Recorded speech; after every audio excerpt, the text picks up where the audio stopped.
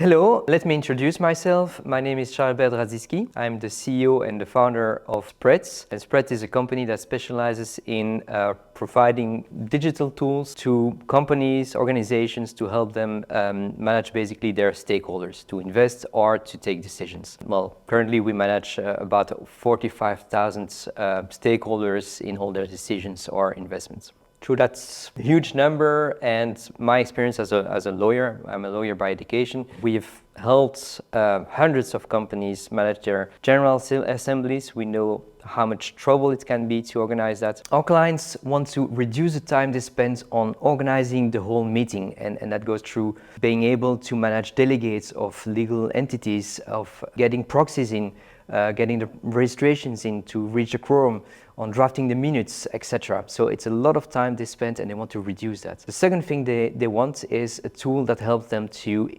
take into account the complexity of their articles of association. Different categories, multiple votes, etc. It needs to be included in the tool to be able to count the votes correctly. And finally, what the clients want is to be sure of the legality of their meeting. So they need a tool that respects the Belgian law and that allows them to prove that they've done everything according to the law. So that's the three things they need. Most of the time, clients need to assert that.